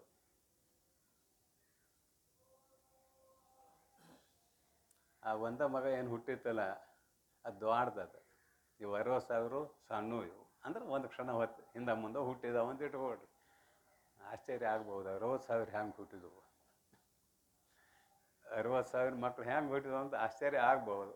ಅದು ರಾಮಾಯಣದಲ್ಲಿ ಬಂದಂಥ ವಿಚಾರ ಇದು. ಕುಂತಿಗೆ ಮಕ್ಕಳಾದವು ಅಂತ ತಿಳ್ಕೊಂಡು ಗಾಂಧಾರಿ ಹೊಟ್ಟೆ ಕಿಚ್ಚರಿಂದ ತನ್ನ ಹೊಟ್ಟೆ ಬಡ್ಕೊಂಡ್ರು. ಗರ್ಭದ ಪಿಂಡ ಕಳಿಸಿ ಬಿತ್ತು. ಅದನ್ನು 101 ಭಾಗ ಮಾಡಿದರು ವ್ಯಾಸ ಮಹರ್ಷಿಗಳು. ಘೃತಕುಂಭದಲ್ಲಿ ಇಟ್ಟು ಅವನ್ನ ಹುಟ್ಟಿಸಿದರು. ಮತ್ತು ಹಾಗೆ 60,000 ಮಕ್ಕಳು ಹುಟ್ಟಿತು ಅಂತ ಅರ್ಥ ಮಾಡಿಕೊಳ್ರಿ. ಈ ಕತೆ ಯಾಕೆ ಹೇಳಕತ್ತೇನೆ ಅನ್ನೋದು ಆಯ್ತು, ಇಲ್ಲೊಂದಿಟ್ಟು ಅರ್ಥೈತೆ ಅದಕ್ಕೆ. ಆಯಿತು, ಮುಂದೆ ಏನಾಯಿತು, ಅವ ಹಿರಿಯ ಮಗ, ಅವನ ಹೆಸರು ಅಸಮಂಜಸ. ಅವನ ಹೆಸರು ಏನು? ಅಸಮಂಜಸ. ಅವ ಯುವರಾಜ. ದುಷ್ಟ ಗುಣ ಇದ್ದು ಅವನಲ್ಲಿ. ಈ ಬೀದಿಯಲ್ಲಿ ಆಡುವ ಸಣ್ಣ ಸಣ್ಣ ಮಕ್ಕಳನ್ನ ಹಿಡ್ಕೊಂಡು ಹೋಗೋದು, ಸರಿಯೂ ನದಿಯಾಗಿ ಒಗೆದು ಅವು ಮುಳುಗೋದು ಏಳೋದು ನೋಡಿ ಸಂತೋಷ ಪಡೋದು. ಆಗಿನ ಆಡಳಿತ ಹೇಗಿತ್ತು ಅನ್ನೋದು ಕೂಡ ಇದ್ರಾಗ ನೀತಿ ಇದೆ. ಪ್ರಜೆಗಳೆಲ್ಲ ಒಂದು ಸಲ ಒಗ್ಗಟ್ಟಾದರು. ಸಗರ ಚಕ್ರವರ್ತಿ ಹತ್ತಿರ ಬಂದರು. ನಿಮ್ಗೆ ನಿಮ್ಮ ಮಗ ಬೇಕು ಅಸಮಂಜಸ, ಅಥವಾ ನಾವು ಪ್ರಜೆಗಳು ನಾವು ಬೇಕು ಅಂತ ಕೇಳಿದ್ರು. ಯಾಕ್ರಿಪ್ಪ ಹಿಂಗೆ ಒಮ್ಮೆಗೆ ಬಂದು ಕೇಳಿದ್ರು, ನಾ ಏನು ಉತ್ತರ ಕೊಡಲಿ, ಹಿಂದೆ ಮುಂದೆ ಏನರ ಹೇಳ್ರಲ್ಲ ಅಂತ ಅಂದ ರಾಜ. ನೋಡ್ರಿ, ಅವ್ರಿಗೆ ಎಷ್ಟು ಅಧಿಕಾರ ಇತ್ತು ಪ್ರಜೆಗಳಿಗೆ. ವಂಶ ಪಾರಂಪರ್ಯವಾಗಿ ಬಂದಿರುವ ರಾಜರವರು. ನಾವೇನು ಆರಿಸಿ ಕಳಿಸ್ತಾ ಇದ್ದೇವೆ ಇಂಥ ರಾಜರಲ್ಲ, ವಂಶ ಪಾರಂಪರ್ಯವಾಗಿ ಬಂದಿರೋ ರಾಜರು. ಆದರೆ ಪ್ರಜೆಗಳಿಗೆ ಅಧಿಕಾರ ಇತ್ತು, ರಾಜನ ಹತ್ತಿರ ಹೋಗಿ ಮಾತನಾಡುವ ಅಧಿಕಾರ ಇತ್ತು. ಆಯಿತು, ಏನಂದ್ರೆ ನಿಮ್ಮ ಮಗ, ಹಿರಿಯ ಮಗ, ನಮ್ಮ ಸಣ್ಣ ಸಣ್ಣ ಮಕ್ಕಳನ್ನ ಎತ್ಕೊಂಡು ಹೋಗಿ ಸರಿಯೂ ನದಿಯಲ್ಲಿ ಹಾಕ್ತಾನೆ. ಅವು ಮುಳುಗೋದು ಏಳೋದು ನೋಡಿ ಸಂತೋಷ ಪಡ್ತಾನೆ. ನಾವು ಇನ್ನಷ್ಟು ದಿನ ಬಿಟ್ಟರೆ ನಮ್ಮ ಸಂತಾನ ಉಳಿಯೋದಿಲ್ಲ. ಅದಕ್ಕೆ ನಾವು ಬೇಕಂದ್ರೆ ನಿಮ್ಮ ಮಗನ್ನ ಏನು ಮಾಡ್ತೀರಿ ಮಾಡಿರಿ, ಇಲ್ಲ ಅಂದ್ರೆ ನಿಮ್ಮ ಮಗ ಬೇಕಂದ್ರೆ ನಾವು ಈ ರಾಜ್ಯವನ್ನು ಬಿಟ್ಟು ಬೇರೆ ಕಡೆ ಹೋಗ್ತೇವ ಅಂದರು. ಆವಾಗ ಸಗರ ಚಕ್ರವರ್ತಿ ಅವಾಗ ಹೆಂಡತಿ ಇದ್ದಳು, ಮಗ ಆಗಿತ್ತು ಅವಾಗ ಸಮಂಜಸಕ್ಕೆ. ಹೆಂಡತಿ ಮಕ್ಕಳಿಂದ ಸಹಿತವಾಗಿ ದೇಶಭ್ರಷ್ಟ ಮಾಡಿದ, ಹೊರಗೆ ಹಾಕಿದ. ಪ್ರಜೆಗಳು ನೀವು ನನಗೆ ಬೇಕು, ಅವನು ದುಷ್ಟ ಕಾರ್ಯ ಮಾಡ್ತಾನಂದ್ರೆ ಅವನು ನನ್ನ ಮಗ ಆದರೂ ಕೂಡ ಅಯೋಗ್ಯ ಇದ್ದಾನೆ ಅಂತ ಅವನ್ನ ಹೊರಗೆ ಇಟ್ಟುಬಿಟ್ಟ. ಮುಂದೆ ಸಗರ ಚಕ್ರವರ್ತಿಗೆ 60,000 ಮಕ್ಕಳು ಒಬ್ಬ ಇನ್ನೂ ಇದ್ದು ಅಂತ ಹೇಳಿನಿಲ್ಲ. ಅಶ್ವಮೇಧ ಯಾಗ ಮಾಡ್ತಿದ್ದ. 100ನೇ ಯಾಗ ಆಗಬೇಕಾಗಿತ್ತು, 99 ಯಾಗ ಆಗಿದ್ದು ಅಂತ ಇಲ್ಲಿ ಪೂರ್ಣ ಮಾಡ್ಕೊಳ್ಳೋಣ ನಾವು. ಅಲ್ಲಿ ಎಷ್ಟಾರು ಯಾಗ ಆಗಲಿ. ಅಶ್ವಮೇಧ ಯಜ್ಞ ಅಂದ್ರೆ ಕುದುರೆ ಬಿಡಬೇಕಲ್ಲ, ಅದ್ರ ಹೆಣ್ಣೆ ಮೇಲೆ ಬರದ ಸಗರ ಚಕ್ರವರ್ತಿಯ ಕುದುರೆ ಇದು ಅಶ್ವಮೇಧ ಯಾಗ ಮಾಡ್ತಾ ಇದ್ದಾನು ಅಂತ ಬರೆದು ಬಿಡಬೇಕು. ಕುದುರೆ ಬಿಟ್ಟರು. ಆದರೆ ಇಂದ್ರ ಏನು ಮಾಡಿದ, ಇದೊಂದು ಯಾಗ ಮುಗಿದ್ರೆ ನನ್ನ ಪದವಿ ಹೊಕ್ಕತೆ ಅಂತೇಳಿ ಆ ಕುದುರೆಯನ್ನು ಕದ್ದುಕೊಂಡು ಹೋಗಿ ಕಶ್ಯಪ ಋಷಿ ಎಲ್ಲಿ ತಪಸ್ಸು ಮಾಡ್ತಿದ್ದ ಅಲ್ಲಿ ಹೋಗಿ ಕಟ್ಟಿ ಬಂದ. ಈ ಸಗರ ಚಕ್ರವರ್ತಿ ಕುದುರೆ ಇಲ್ಲದೆ ಯಜ್ಞ ಮಾಡೋಕ್ಕೆ ಬರೋದಿಲ್ಲ ಅಂತ ಹೇಳ್ಕೊಂಡು ಎಲ್ಲಿ ಹುಡುಕ್ರಿ ಅಂದ. 60,000 ಮಕ್ಕಳಿಗೆ ಇವೆಲ್ಲ ಕಡೆ ಹುಡುಕ್ತು, ಭೂಲೋಕೆಲ್ಲ ಆಯಿತು, ಎಲ್ಲಿ ಸಿಗಲಿಲ್ಲ ಕುದುರೆ. ಪಾತಾಳಕ್ಕೆ ಹೋಗಿ ಹುಡುಕ್ರಿ ಅಂದ. ಆವಾಗ ಎಲ್ಲ ಅಗ್ಯಾಕತ್ತು ಅಂತ, ಭೂಮಿ ಈಗಾಕತ್ತು, ಅದುವೇ ಸಮುದ್ರ, ಸಾಗರ ಅಂತ ಹೆಸರು ಬಂದೈತೆ ಅದಕ್ಕೆ. ಅದೇ ಸಾಗರ 60,000 ಮಕ್ಕಳೆಲ್ಲ ಆಗದ ಅದು ಪಾತಾಳ ಲೋಕಕ್ಕೆ. ಅಲ್ಲೇ ಕಪಿಲ ಮಹರ್ಷಿ ತಪಸ್ಸಿಗೆ ಕೊಡ್ತಿದ್ದ, ಕುದುರೆ ಕಟ್ಟಿದ್ದ. ಇಂದ್ರ ಅಲ್ಲಿ ಹೋದೆ, ಇವನ ನೋಡು ನಮ್ಮ ಕುದುರೆ ಕದ್ದಾವಂತ ಬಾಯಿಗೆ ಬಂದಂಗೆ ಬೈದು ಇವು ಕಪಿಲ ಮಹರ್ಷಿಯ ತಪಸ್ಶಕ್ತಿಯಿಂದ ಸುಟ್ಟು ಬೂದಿ ಅದು. ಮುಂದೆ ಭಗೀರಥ ಮಹಾರಾಜ ಗಂಗಾದೇವಿಯನ್ನು ಕರೆದುಕೊಂಡು ಬಂದು ಅಲ್ಲಿ ಆ ಬೂದಿಯ ಮೇಲೆ ಗಂಗಾ ನದಿ ಪ್ರವಹಿಸುವಂತೆ ಮಾಡಿದಾಗ ಅವಕ್ಕೆ ಗತಿ ಸಿಕ್ತು ಅಂತ ರಾಮಾಯಣದಲ್ಲಿ ಬರೆದಾರೆ, ಓದಿದವರಿಗೆ ಗೊತ್ತು. ಇದನ್ನ ಯಾಕೆ ಹೇಳಿದ್ನಿ ಅಂತ ಕೇಳಿದರೆ, ಇಂದ್ರ ಪದವಿ ಸಗರ ಚಕ್ರವರ್ತಿಗೆ ಹೋಗ್ತದಲ್ಲ ಅಂತ ಇಂದ್ರ ವಿಘ್ನ ಮಾಡಿದ. ಇದು ದೃಷ್ಟಾಂತ ನಂದು, ದಾರ್ಷ್ಟಾಂತ ಏನು. ನೀವು ಒಳಮುಖವಾಗಿ ಹೋಗುವಾಗ ದೇವತೆಗಳಿಗೆ ಇಷ್ಟ ಆಗುವುದಿಲ್ಲ. ಲೋಕವತ್ತು ಲೀಲಾ ಕೈವಲ್ಯಂ, ಬೆಕ್ಕಿಗೆ ಚೆಲ್ಲಾಟ, ಇಲಿಗೆ ಪ್ರಾಣ ಸಂಕಟ. ಲೋಕವತ್ತು ಲೀಲಾ ಕೈವಲ್ಯಂ ಅಂತ ಒಂದು ಸೂತ್ರಣ ಇದೆ ಇದರ ಸಲುವಾಗಿ. ಪರಮಾತ್ಮನಿಗೆ ಸಗುಣ ಬ್ರಹ್ಮನಿಗೆ ಚೆಲ್ಲಾಟ, ನಾವು ನೀವು ಇಲಿ ಇದ್ದಂಗೆ, ನಮ್ಗೆ ಸಂಕಟ. ಹಂಗೆ ಇವತ್ತೊಂದು ಮನುಷ್ಯ ಬ್ರಹ್ಮ ಆದಗೀದಿತ್ತು ಅಂತೇಳಿ ವಿಘ್ನ ಮಾಡ್ತಾರಂತವ್ರು. ಅಂತರ್ಮುಖ ಆಗುವಾಗ ಅನಿಮಾದಿ ಸಿದ್ಧಿಗಳನ್ನು ಮುಂದಿಡ್ತಾರಂತ. ಇವನು ತೊಗೊಂಡಿರ್ತ ಹೋಗು, ನಚಿಕೇತಗೆ ಇಡಲಿಲ್ಲ ಯಮಧರ್ಮ, ಬ್ರಹ್ಮವಿದ್ಯೆಯನ್ನು ಕೈದಾಗ ಇಟ್ಟಿಲ್ಲ, ಇವನ್ನೆಲ್ಲ ತೊಗೊಂಡೋಗಿ ಏನು ಮಾಡ್ತೀವಿ, ಬ್ರಹ್ಮವಿದ್ಯೆ ಅಂದಿಲ್ಲ. ಇಲ್ಲಿ ದೇವತೆಗಳೇ ಅಡೆತಡೆ ಮಾಡ್ತಾರಂತ. ಒಬ್ಬ ನಿಜವಾದ ಸಾಧಕನು ಆಗುವಾಗ ಯಾರ್ಯಾರು ಅಡೆತಡೆ ಮಾಡ್ತಾರಂದ್ರೆ ದೇವತೆಗಳೇ ಅಡೆತಡೆ ಮಾಡುತ್ತಾರಂತ ನಿಜವನ್ನು ಬರ್ತಾರೆ. ಏನು ನಾ ಹೇಳ್ತಾ ಇಲ್ಲ, ನೋಡ್ರಿ ಇಲ್ಲಿ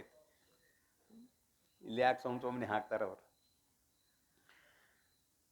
ಗುಣಯೋಗ ಮಾರ್ಗವ ಅಣಿಮಾದಿ ಸಿದ್ಧಿಯನು ಎನಿಸದೆ ಓರ್ಮೆಯು, ತನ್ನ ಮನದೊಳು ತೃಣದಂತೆ ಕಂಡು ನಿಂದಾತನು ತಾನೇ ನಿರ್ಗುಣ ಯೋಗಿ ಶಿಷ್ಯನು ಎನಿಪನು ಎಲ್ಲಿ. ಈ ಗುಣಯೋಗ ಮಾರ್ಗ ಇದೆಯಲ್ಲ, ನಿರ್ಗುಣ ಯೋಗ ಮಾರ್ಗ. ಗುಣಯೋಗ ಮಾರ್ಗ ಅಂದರೆ ನಿರ್ಗುಣಕ್ಕೆ ಹೋಗೋನೀಗ. ನಿರ್ಗುಣ ಯೋಗ ಮಾರ್ಗದಲ್ಲಿ ಇವನು ಅಡಿ ಇಟ್ಟಾಗ ಅಂದ್ರೆ ಅಂತರ್ಮುಖನೂ ಆದಾಗ ಅಣಿಮಾದಿ ಸಿದ್ಧಿಗಳು ಮುಂದೆ ಬರುತ್ತವೆ. ಅಣಿಮಾದಿ ಸಿದ್ಧಿಯನು ಈ ಸಗುಣ ಯೋಗದ ಫಲ ನಿಮಗೇನು ಸಿಗ್ತದೆ ಅಂದ್ರೆ ಐಶ್ವರ್ಯ ಸಿಗ್ತದೆ. ಸಗುಣ ಯೋಗಕ್ಕೆ ಫಲ ಇದೆ, ಐಶ್ವರ್ಯ ಸಿಗ್ತದೆ. ಅದನ್ನು ಕೊಡ್ತಾರ, ನೀನು ಸಗುಣ ಯೋಗ ಮುಗಿತು, ಇದನ್ನು ತೊಗೊಂಡು ಇರ್ತಾ ಹೋಗು ಅಂತಾರೆ ದೇವತೆಗಳು ಅಂತ ಇದರ ಅಭಿಪ್ರಾಯ, ಮತ್ತೇನಿಲ್ಲ.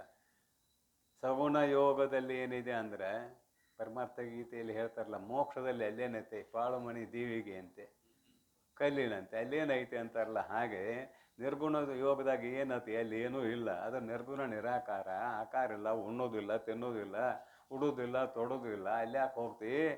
ಅಣಿಮ ಮಹಿಮ ಗರಿಮ ಲಘಿಮ ಪ್ರಾಪ್ತಿ ಪ್ರಾಕಾಮ್ಯ ಈಶಿತ್ವ ವಶಿತ್ವ ಇವನ್ನ ತೊಗೊಂಡು ಹೋಗಿತ್ತ ಅಂತಾರಂತ. ಅದಕ್ಕೆ ಅಣಿಮಾದಿ ಸಿದ್ಧಿಗಳನ್ನು ಒಂದು ಬರ್ತಾರೆ. ಅಣಿಮಾದಿ ಸಿದ್ಧಿಯನು ಸಗುಣ ಯೋಗ ಮಾರ್ಗವ ಅಣಿಮಾದಿ ಸಿದ್ಧಿಯನ್ನು ಎನಿಸದೆ ಓರ್ಮೆಯು ಅಂದರೆ ಸಗುಣ ಯೋಗ ಮಾರ್ಗದಲ್ಲಿ ಇದೆಲ್ಲ ಸಿಗುತ್ತದ ಅಂತ ತಿಳ್ಕೊಂಡು ಇತ್ತ ತಿರುಗಿ ಬರಬೇಡ, ಅದನ್ನು ಮೀರಿ ಹೋಗು ಅಂತ ಇದ್ರ ಅಭಿಪ್ರಾಯ, ಮತ್ತೇನಿಲ್ಲ. ಸಗುಣ ಯೋಗ ಮಾರ್ಗವ ಎನಿಸದೆ ಸಿದ್ಧಿ ಅಣಿಮಾದಿ ಸಿದ್ಧಿಯನ್ನು ಎನಿಸದೆ ಅಂದರೆ ಬಯಸದೆ, ಓರ್ಮೆಯು ಒಮ್ಮೆಯೂ ನಿನ್ನ ಮನಸ್ಸಿನಲ್ಲಿ ಅದನ್ನು ಬಯಸಲಿಕ್ಕೆ ಹೋಗಬೇಡ. ತನ್ನ ಮನದೊಳು ಓರ್ಮೆಯೂ ಬಯಸದೆ, ಮತ್ತೆ ಹೆಂಗೆ ಅಂತ ಕೇಳಿದ್ರೆ ತೃಣದಂತೆ ಕಂಡು. ಒಂದು ಸಿದ್ಧಿ ಇದ್ರೆ ಏನೆಲ್ಲ ಮಾಡ್ತಾರ. 8 ಸಿದ್ಧಿ ಪ್ರಾಪ್ತ ಆದ್ರೆ ಹೋಗೋ ಮೋಕ್ಷ ಯಾವಾಗ ಬೇಕಾಗೈತಿ ಅಂತಾರೆ. ಒಂದು ಸಿದ್ಧಿ ಇದ್ರೆ ಸಾಕು, ಬೇಕಾದ ಮಾಡ್ಲಿಕ್ಕೆ ಬರ್ತದೆ. ತೃಣದಂತೆ ಕಂಡು ನಿಂದಾತನು ತಾನೇ ನಿರ್ಗುಣ ಯೋಗಿ ಶಿಷ್ಯನು ಎನಿಪನು ಇಲ್ಲಿ. ಅನಿಮಾದ್ಯ ಅಷ್ಟು ಐಶ್ವರ್ಯ ಮುಂದೆ ಬಂದಿದೆ ತಗೋ ಅಂತ ಹೇಳ್ತಾರೋ ಅಂದರೂ ಕೂಡ ತಗೊಳಕ್ಕೆ ಮನಸ್ಸು ಮಾಡಿದರೆ ನಿರ್ಗುಣ ಯೋಗಿ ಆಗಲಾರಿ. ತುಕಾರಾಮರ ಕತೆ ಗೊತ್ತಲ್ಲ, ಭಾಳ ಬಡತಾನ ತುಕಾರಾಮರಿಗೆ, ಭಾಳ ಬಡತಾನ. ಒಂದು ಸಲ ಪರಮಾತ್ಮ ಕಳಿಸ್ತಂತ ಅನಿಮಾದಿ ಸಿದ್ಧಿಗಳನ್ನು ತುಕಾರಾಮನ ಮನೆಗೆ. ಯಾರಪ್ಪ ನೀವು ಅಂತ ಕೇಳಿದ ತುಕಾರಾಮ. ನಾವು ಸಿದ್ಧಿಗಳು. ಮಹಿಮಾ ತಮ್ಮ ಹೆಸರು ಹೇಳಿದವು, ಸಿದ್ಧಿಗಳು. ಯಾರು ಕಳಿಸ್ಯಾರ ನಿಮ್ಮನ್ನು ನನ್ನ ಹತ್ತಿರ? ಪರಮಾತ್ಮ ನಿಮ್ಮ ಸೇವಾ ಮಾಡೋಕ್ಕೆ ಕಳಿಸ್ಯಾನ. ನಮ್ಮ ಸೇವಾ ಮಾಡೋಕ್ಕೆ ಬಂದಿರಿ? ನಿಮ್ಮ ಸೇವಾ ಮಾಡೋಕ್ಕೆ ಬಂದಿ. ನನ್ನ ಸೇವಾ ಏನು ಮಾಡೋದು ಅಂತ ಕೇಳಿದ್ರೆ ನೀವು ತಿರುಗಿ ವೈಕುಂಠಕ್ಕೆ ಹೋಗೋದು, ಮತ್ತೆ ಇಲ್ಲಿ ಬರಬಾರ್ದು. ಇದು ಸೇವೆ ಅಂದ. ನಮಗೆ 8 ಸಿದ್ಧಿ ಮುಂದೆ ಬಂದಿದ್ರೆ ಏನು ಮಾಡ್ತಿದ್ದೀವಿ? ನಿಮ್ಮ ಶಾಸ್ತ್ರ ಬೇಡ, ನಿಮ್ಮ ಪುರಾಣ ಬೇಡ, ಒಬ್ಬ ಮರ ಯಾವ ಬೇಡ ಅಂತಿದ್ದೀವಿ ಏನೋ. ತುಕಾರಾಮ ನೋಡಲಿಕ್ಕೆ ಬಡವ, ಆದರೆ ಬಡವ ಅಲ್ಲ. ಬಡತನ ಅನ್ನೋದು ಅವನ ಜೀವನದಲ್ಲಿ ಎಡಿ ಇಡಲಾರದು, ಪರಂತು ನೋಡಲಿಕ್ಕೆ ಬಡವ ಅಂತ ಕತೆ ಇದೆ. ನೋಡಲಿಕ್ಕೆ ಬಡವ. ಅದೊಂದು ಸಲ ಹಬ್ಬ ಹುಣ್ಣಿಮೆ ಬಂದಾಗ ಮನ್ಯಾಗ ಏನೂ ಇರಲಿಲ್ಲಂತ. ತುಕಾರಾಮನ ಹೆಂಡತಿ ಹೆಸರು ಜೀಜಾಬಾಯಿ. ಪಕ್ಕದ ಮನೆ ಅವಳ ಶ್ರೀಮಂತಿ ಇದ್ದಳು. ಆಕೆಗೊಂದು ಪರುಷಮಣಿ ಸಿಕ್ಕಿತ್ತು. ಆಕೆ ದುಡ್ಯಾಕ ಹೋಗ್ತಿರ್ಲಿಲ್ಲ, ಸಾಕಷ್ಟೆಲ್ಲ ಭಕ್ಷ್ಯ ಭೋಜ್ಯ ಆಡಂಬರ ಆಗಿತ್ತು. ಈ ತುಕಾರಾಮನ ಹೆಂಡತಿ ಅಂದಳು, ಮನ್ಯಾಗ ಏನೂ ಇಲ್ಲವ, ಹಬ್ಬರ ಬಂದೈತಿ, ಮಕ್ಕಳು ಸಣ್ಣ ಸಣ್ಣ, ಅಟ್ ಏನರ ಸಹಾಯ ಮಾಡು ಅಂದಳು.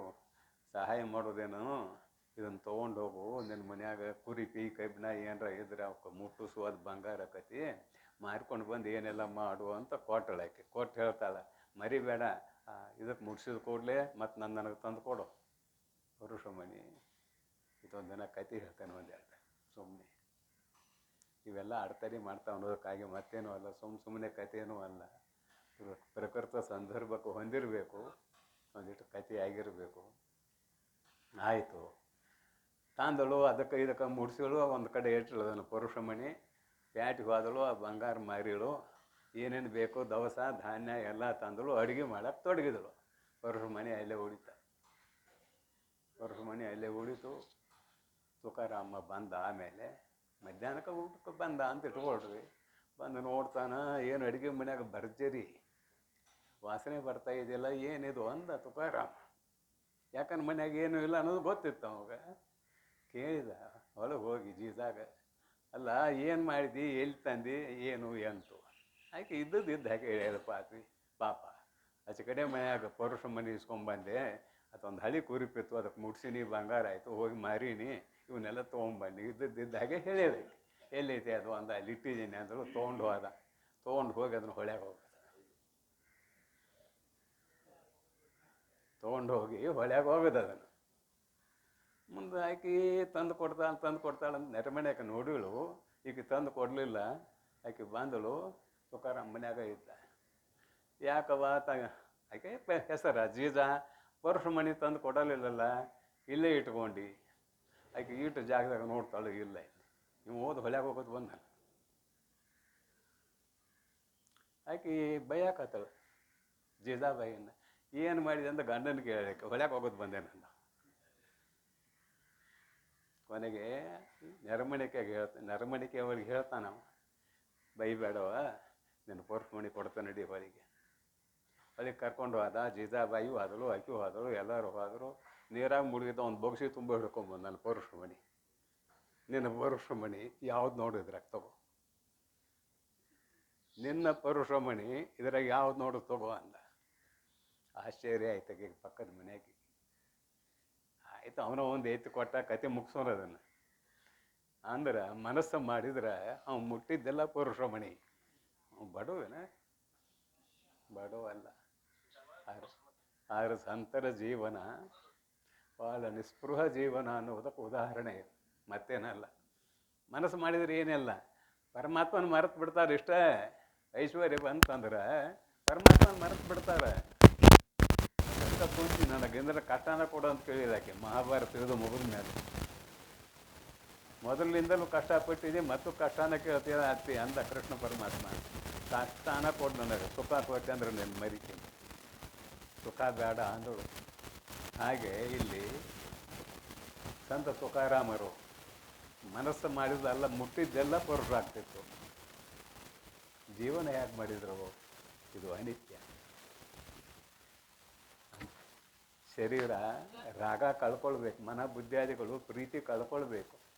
ಲೌಕಿಕ ವಿಷಯಗಳಲ್ಲಿರುವ ಪ್ರೀತಿ ಹೋದರೆ ಸುಖ, ಅಲ್ಲಿ ಪ್ರೀತಿ ಇದ್ರೆ ದುಃಖ. ಯದ್ಯದಾಚರತೆ ಶ್ರೇಷ್ಠ ತತ್ತದೇವೇತರೋ ಜನ ಸಯತ್ ಪ್ರಮಾಣಂ ಕುರುತೆ ಲೋಕಸ್ತದನು ವರ್ತದೆ. ಸಂತನಾದವರು ಹೇಗಿರಬೇಕು ಅನ್ನೋದನ್ನು ನಡೆದು ತೋರಿಸಿದ ಮಹಾನುಭಾವರವರು. ನುಡಿದು ಅಲ್ಲ, ನಡೆದು ತೋರಿಸಿದ ಮಹಾನುಭಾವರವರು. ನಮ್ಮ ಸಂತರು ಬಡವರಲ್ಲ. ಐದಕ್ಕೆ ಲೆಕ್ಕ ಮೆಲ್ಲಲೇನ. ಭಕ್ತರಿಗೆ ಬಡತನವೆಂದರೆ ನಂಬಲಿಕ್ಕೆ ಆಗ್ತದೇನು? ಭಕ್ತರು ಬಡವರು ಅಂತ ಎಂದೂ ಆಗೋದಿಲ್ಲ. ಒಂದು ಮಾತು ಹೇಳ್ತಾರೆ, ಎಷ್ಟು ಸುಂದರವಾದದ್ದಂದ್ರೆ, ಮಾರಯ್ಯ ಪ್ರಿಯ ಅಮರೇಶ್ವರ ಲಿಂಗವು ಸತ್ತಂದಿಗಲ್ಲದೆ ಬಡತನವಿಲ್ಲ. ನಮ್ಮ ಇಷ್ಟ ದೇವರು ಸಾಯ್ಬೇಕು, ಅವಾಗ ನಮಗೆ ಬಡತನ ಬರ್ತದೋ ಮಾರಯ್ಯ ಗಂಡಗಂತ. ನಮ್ಮ ಇಷ್ಟ ದೇವತೆ ಎಂದ ಸಾಯ್ತಾನ ಅಂತ ನಮಗೆ ಬಡತನ ಬರ್ತದೆ. ನಮ್ಮ ಇಷ್ಟ ದೇವತೆ ಸಾಯುವುದಿಲ್ಲ, ನಮ್ಗೆ ಬಡತನ ಬರುವುದಿಲ್ಲ. ಭಕ್ತರು ಬಡವನೆಂದು ಮತ್ತೊಂದು ಕೊಟ್ಟು ಏನೆಂದರೆ ಮಾರಯ್ಯ ಪ್ರಿಯ ಅಮರೇಶ್ವರ ಲಿಂಗವು ಸತ್ತಂದಿಗಲ್ಲದೆ ಬಡತನವಿಲ್ಲ. ಒಂದಿಷ್ಟು ಅಕ್ಕಿ ಹೆಸರು ತೊಗೊಂಬಂದದ್ದಕ್ಕೆ ಇದೆಲ್ಲ ಅಂದ್ರೆ ಸಂತರ ಜೀವನ ಹೇಗಿರ್ತದೆ ಅಂತ ಕೇಳಿದರೆ ನಿಸ್ಪೃಹ ಜೀವನ ಇರ್ತದೆ ಅನ್ನುವುದಕ್ಕಾಗಿ ಇವೆಲ್ಲ ಕಥೆಗಳು. ಮತ್ತು ನೀವು ನಿಸ್ಪೃಹ ಆಗಕ್ಕೆ ಹೊಂಟಿದ್ದಾನು ಅವರು ಅಣಿಮ ಮಹಿಮ ಗರಿಮ ಲಗಿಮ ಎಲ್ಲ ತಂದು ಮುಂದಿಟ್ಟಿದ್ದಾರೋ. ಆ ಸಗುಣ ಯೋಗದಲ್ಲೇ ಚಲೋ ಇದೆ ಅಂದ ಕಿತ್ತ ಮುಖ. ಮತ್ತಿದನ್ನು ತುಚ್ಛ ಮಾಡಿದ ಒಳಗೆ ಹೋಗ. ಎಷ್ಟೋ ಸಾಕಷ್ಟು ಕತೆ ಇದಕ್ಕಿದಾವೆ, ಇವೆರಡು ಸಾಕು ಇವತ್ತು ಭಾಳ ಬೇಡ. ಅತಿ ಕಥೆಯನ್ನು ಹೇಳೋದು ಬೇಡ, ಸುಮ್ಮನೆ ಸಂದರ್ಭಕ್ಕನುಸಾರವಾಗಿ ಒಂದು 4 ಮಾತು ಹೇಳಬೇಕಾಯಿತು. ಬರೀ ಶಾಸ್ತ್ರ ಅಂತ ಹೇಳುತ್ತದೆ. ಗಾವು ಹೊಂದತ್ತೆ ನಿಮ್ಗೆಲ್ಲರಿಗೂ ಗೊತ್ತತ್ತು. ನನಗೆ ಎಲ್ಲಿದ್ದು ಹೇಳಕತ್ತಾರೆ ಇವ್ರು ಏನು ಕತೆ ಅಂತೂ ಆಗಿರಬಹುದು. ಕೆಲವು ಮಂದಿಗೆ ತಿಳಿದವರಿಗಂತೂ ಆನಂದ ಇದೆ, ಪೂರ್ಣ ತಿಳಿಯಲಾರದವರಿಗೆ ಆನಂದ ಅಂತೂ ಅಷ್ಟು ಸುಲಭವಾಗಿ ದೊರೆಯುವಂಥದ್ದಲ್ಲ. ಅದಕ್ಕಾಗಿ ಇಲ್ಲಿ ಅಡೆತಡೆ ಏನಾಗ್ತದೆ ಒಬ್ಬ ಸಾಧಕನಿಗೆ ಅನ್ನುವುದು ಮುಖ್ಯವಾದಂಥ ವಿಚಾರ. ಅದಕ್ಕೆ ಅವ್ರು ಸುಮ್ಮನೆ ಶರಣರಾಗಲಿಲ್ಲ, ಸುಮ್ಮನೆ ಸಂತರಾಗಲಿಲ್ಲ, ಸುಮ್ಮನೆ ತತ್ವಜ್ಞಾನಿಗಳಾಗಲಿಲ್ಲ. ಇವೆಲ್ಲವುಗಳನ್ನು ತ್ಯಾಗ ಮಾಡಿದಾಗಲೇ ಅವರು ಸಂತರಾಗಿದ್ದಾರೆ, ತತ್ವಜ್ಞಾನಿಗಳಾಗಿದ್ದಾರೆ, ಶರಣರು ಆಗಿದ್ದಾರೆ ಅನ್ನುವಂತಹ ಅಭಿಪ್ರಾಯವನ್ನು ಸ್ಮರಣೆ ಮಾಡೋಣ. ಮುಂದಿನ ನುಡಿ ನೋಡೋಣ. ಏನಂತಾರೆ ಇಲ್ಲಿ, ಅವ ಸುಖಿ ಗುಣಯೋಗ ಮಾರ್ಗವನ್ನು ಅಣಿಮಾದಿ ಬುದ್ಧಿಯನ್ನು ಎಣಿಸದೆ ಓರ್ಮೆಯು ತನ್ನ ಮನದಳು ತೃಣದಂತೆ ಕಂಡು ನಿಂದಾತನು ತಾನೇ ನಿರ್ಗುಣಯೋಗಿ ಶಿಷ್ಯನು ಎನಿಪನಿಲ್ಲಿ. ಅಣಿಮಾದ್ಯಷ್ಟು ಐಶ್ವರ್ಯಗಳನ್ನು ತ್ಯಾಗ ಮಾಡಿದ ಸಾಧಕನೇ ನಿಜವಾದ ಶಿಷ್ಯ. ಒಂದು ಮಾತಿನಲ್ಲಿ ಮುಗಿಸೋನದನ್ನು, ಅವನು ನಿಜವಾದ ಶಿಷ್ಯ. ನಿರ್ಗುಣಯೋಗಿ ಆಗುವುದಕ್ಕೆ ಅರ್ಹತೆಯುಳ್ಳಂತಹ ಶಿಷ್ಯ ಅಂತಿದ್ರೆ ಅಭಿಪ್ರಾಯ. ಕಾಂಡತ್ರಯಾರ್ಥ ನಿರೂಪಣೆ ಆಯಿತು. ಈ ಮುಂದಿನ ಸೂತ್ರ ಏನು ಇದೆ ಅಂತ ಕೇಳಿದರೆ, ಗುರುವಿಂದೇ ಪರತತ್ವವದೋ ದೋಷವಿರಹಿತಮಾಗಿರೆ ತಿಳಿಯುವುದು ಶಿಷ್ಯ ನೆನಪನು ಅಂತ ಮುಂದಿನ ಸೂತ್ರ. ಆ ಸೂತ್ರ ಮುಗಿಸುವಾಗ ಏನು ಬರೆದಾರು ಅಂತ ಕೇಳಿದರೆ, ಮೂಲ ಪುಸ್ತಕ ಯಾರಲ್ಲಿದೆ ನೋಡ್ರಿ. ಸೂತ್ರ ಮುಗಿದ ಮೇಲೆ ಆತ್ಮನಲ್ಲಿ ದೋಷತ್ರಯ ನಿರಾಕರಣ ನಿರೂಪಣೆ ಸೂತ್ರ 3ಕ್ಕೆ ಪದ 28ಕ್ಕೆ ಅಂತ ಬರ್ತಾರೆ. ಏನು ನೋಡ್ರಿ, ಕೊನೆ ವಾಕ್ಯ ಮೊದಲು ಒಂದಿಟ್ಟು ನಿಮ್ಗೆ ಯಾಕೆ ಕಲ್ಪನೆಗೆ ಕೊಡ್ತಾ ಇದ್ದೇನೆ ಅನ್ನೋದು ಆಮೇಲೆ ನಾ ಪ್ರವಚನದಲ್ಲಿ ಹೇಳ್ತೇನೆ. ಇಲ್ಲಿ ಏನು ಬರೆದಾರ ಅಂದ್ರೆ, ಆತ್ಮನಲ್ಲಿ ದೋಷತ್ರಯ ನಿರಾಕರಣ. ದೋಷತ್ರಯ ಅಂತ ಬರ್ತಾರೆ, ನೆನಪಿಟ್ಟುಕೊಡ್ರಿ. ಅದನ್ನು ಎಲ್ಲಿ ಹೇಳ್ಯಾರೋ? ಆತ್ಮನಲ್ಲಿ ಅಂತ ಹೇಳ್ಯಾರ.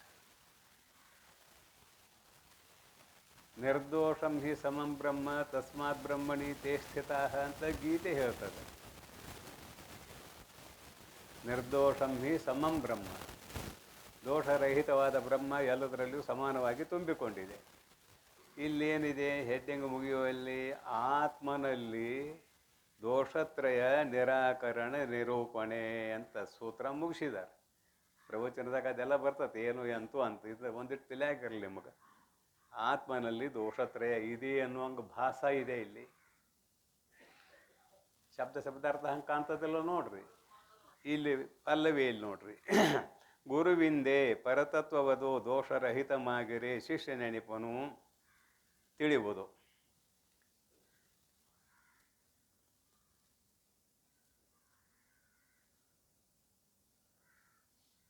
ಪದಚ್ಛೇದ. ಗುರುವಿಂದೇ ಪರತತ್ವವು ಅದು ದೋಷರಹಿತಂ ಆಗಿರೆ ತಿಳಿಯುವುದು ಶಿಷ್ಯನು ಎನಿಪನು. ಅನ್ವಯ ಉಲ್ಟಾ ಮಾಡ್ತೇನೆ. ಶಿಷ್ಯನು ಎನಿಪನು, ಶಿಷ್ಯನು ಎಂದು ಹೇಳಿಸಿಕೊಳ್ಳುವವನು ದೋಷರಹಿತಮಾಗಿರೆ. ಮುಂದೆ ಶ್ರವಣಾದಿ ದೋಷಗಳನ್ನ ಹೇಳ್ತಾರೆ. ಶ್ರವಣಾಖ್ಯ ದೋಷ, ಮರಣಾಖ್ಯ ದೋಷ, ನಿಧಿಧ್ಯಾಸನಾವಹಯ ದೋಷ ಹೇಳೋರಿದ್ದಾರೆ ಮುಂದೆ ಪದ್ಯದಲ್ಲಿ. ಶಿಷ್ಯನು ದೋಷರಹಿತಮಾಗಿರೆ ಪರತತ್ವವದು ಆತ್ಮತತ್ವವು ಗುರುವಿಂದೇ ತಿಳಿಯುವುದು. ಶ್ರೀ ಗುರುಗಳಿಂದ ತಿಳಿಯಲಿಕ್ಕೆ ಬರುತ್ತದೆ. ಯಾವಾಗ? ಶಿಷ್ಯನು ದೋಷರಹಿತನಾದಾಗ. ಎಂಥ ದೋಷ ಇಲ್ಲಿ? ಮಲದೋಷ, ವಿಕ್ಷೇಪ ದೋಷ, ಆವರಣ ದೋಷ ಅಂತ ಹೇಳಿಲ್ಲ. ಶ್ರವಣ ದೋಷ, ಮನನ ದೋಷ, ನಿಧಿಧ್ಯಾಸನ ದೋಷ ಅಂತ ಹೇಳಿದ್ದಾರೆ. 3 ದೋಷ ಹೇಳಿದ್ದಾರೆ. ಮುಂದೆ ಪದ್ಯ ವಿಸ್ತಾರ ಆದಾಗ ನಿಮಗೆಲ್ಲ ಗೊತ್ತಾಗ್ತದೆ. ಅದಕ್ಕೆ ಕೊನೆಯದ್ದು ಯಾಕೆ ಹೇಳಿದಾರಂದ್ರೆ, ಯಾರೋ ಒಬ್ಬರು ಪ್ರವಚನ ಮಾಡಿದರು, ಆತ್ಮನಲ್ಲಿ ದೋಷಗಳು ಇವೆ ಅಂತ. ಆತ್ಮನಲ್ಲಿ ದೋಷಗಳಿದ ಮೇಲೆ ಅವನು ತೆಗೆಯವ್ರು ಯಾರು?